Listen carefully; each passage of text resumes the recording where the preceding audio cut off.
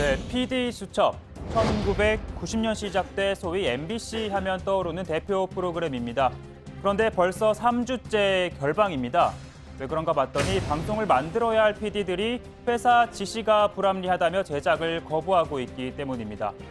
PD들이 밝힌 보도 통제 사례를 보면요.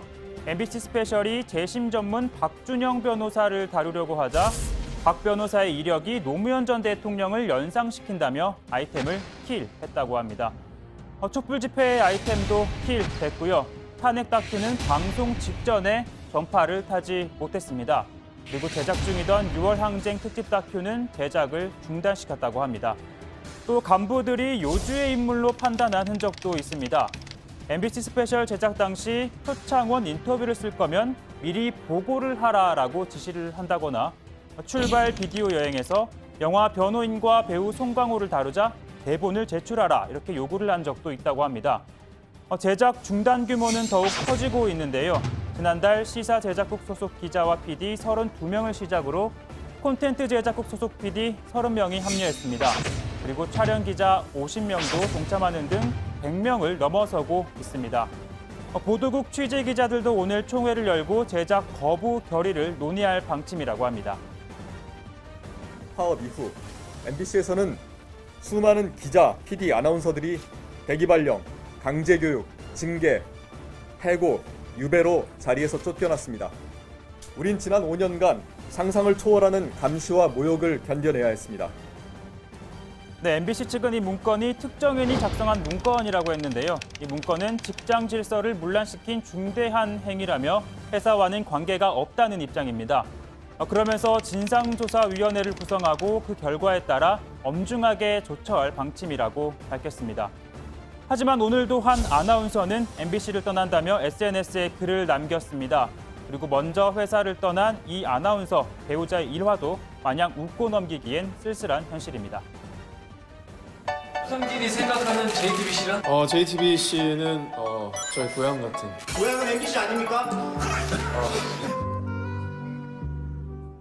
네, 때마침 이명박, 박근혜 정부를 거치며 공영방송의 몰락 과정을 담은 영화 공범자들이 오는 17일 개봉하는데요. MBC 전현 경영진은 영화 내용은 상당 부분이 허위고 명예를 훼손했다며 상영금지 가처분 소송을 냈지만 어제 열린 시사회엔 엄기영 전 MBC 사장 등 전직 기자와 아나운서, 또 MBC 출신 박영선 의원을 비롯한 국회의원들도 대거 참석했습니다. 특히 이효성 방송통신위원장, 방송 정상화를 위한 현실 파악 차원에서 찾았다며 함께 이 영화를 관람했는데요.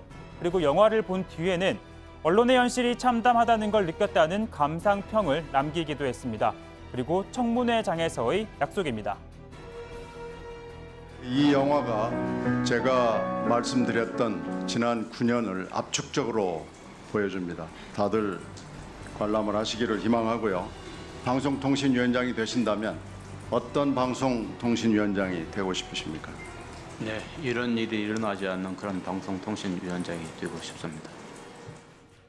네, 그런데 대통령의 공영방송 정상화 주문과 이 위원장의 행보, 또 노조의 블랙리스트 추정 문건 공개 등 일련의 사태에 대해 정치권에서는 음모론이 제기되기도 했습니다.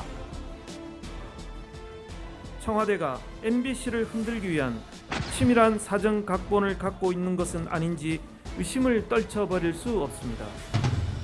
청와대가 기획하고 언론 노조가 행동에 나서는 것 아니냐는 의구심을 갖기에 충분합니다.